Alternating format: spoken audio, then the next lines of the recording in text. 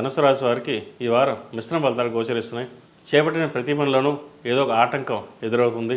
ఒక్కోసారి దూర ప్రయాణాలు చేయవలసిన వాళ్ళు కూడా చేయవలసి వస్తుంది. ఇంకోటి, ఇంట్లో పెద్దవాళ్ళ ఆరోగ్యం పట్ల కొన్ని ఇబ్బందికరమైన వాతావరణం కూడా నెలకొంటుంది. జాగ్రత్త వహించండి. అలాగే వృత్తి ఉద్యోగాల పరంగా చిన్న చిన్న ఇబ్బందులు కూడా నెలకొంటుంది.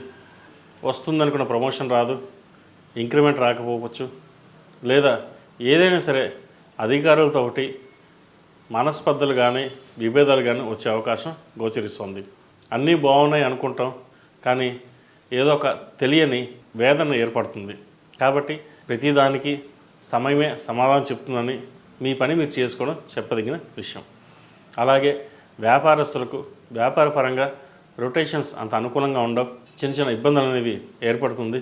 ఎందుకంటే ఈ రాశి వారికి అర్ధాష్టమి శని ప్రారంభం అవుతుంది. అయితే అర్ధాష్టమి ప్రభావం 3 నెలలు ముందుగానే ఉంటుంది.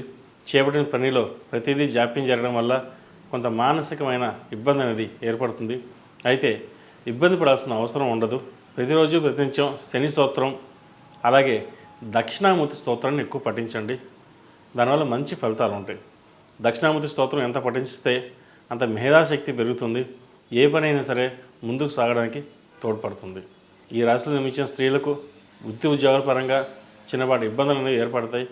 జీవిత భాగస్వామితో చిన్నపాటి విభేదాలు వచ్చే అవకాశం కూడా గోచరిస్తుంది. సంతాన విషయమై ఒక ఆలోచన దిగులు ఉంటుంది. అయితే అవి ఆలోచించవలసిన అవసరం లేదు. సంతాన వృత్తి ఉద్యోగాల్లో విద్యాపరంగా అన్ని విధాలుగా వారికి బాగుంటుంది. కాబట్టి కొంతవరకు ఇబ్బంది లేని వాతావరణం నెలకొంటుంది. దిగుడు పడాల్సిన అవసరం లేదు. వ్యాపార పరంగా ఉన్న వ్యాపారాన్ని రొటేషన్స్ చేసుకోవడానికి ప్రయత్నం చేయండి. కొత్త వ్యాపారాల జోలికి వెళ్లకుండా కొన్నాళ్ళు మౌనంగా ఉండడమే మంచిది. విద్యార్థులకు ఈ వారం బాగుందని చెప్పచ్చు. అయితే స్ట్రెస్ ఎక్కువగా ఉంటుంది. పోటీ పరీక్షలలో లేదా ఎంట్రన్స్ ఎగ్జామ్స్లో ఇబ్బందులు ఉండే అవకాశం గోచరిస్తోంది.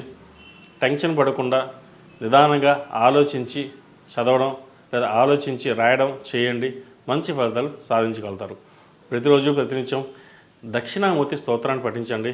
మెడలో దక్షిణామూర్తి రూపుని ధరించండి. మంచి ఫలితాలు సాధించగలుగుతారు. వ్యాపారస్తులు సుబ్రహ్మణ్య పాశుపత కంకణం ధరించండి. అలాగే విద్యార్థులు మేధా దక్షిణామూర్తి రూపుని ధరించండి. ప్రతిరోజు ప్రతినిత్యం మేధా దక్షిణామూర్తి స్తోత్రాన్ని శని స్తోత్రాన్ని పండించడం అలాగే శివాలయంలో అభిషేకం చేయించడం చెప్పదగిన విషయం. ఈ రాశిలో జన్మించిన వారికి కలిసి వచ్చే సంఖ్య 2, కలిసి వచ్చే దిక్కు తూర్పు, కలిసి వచ్చే రంగు ఆకుపచ్చ.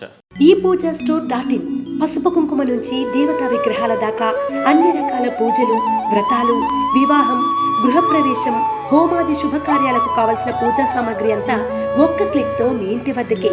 నేడే ఆర్డర్ చేయండి మీ ఈ పూజా స్టోర్.in లో. One stop for all puja needs.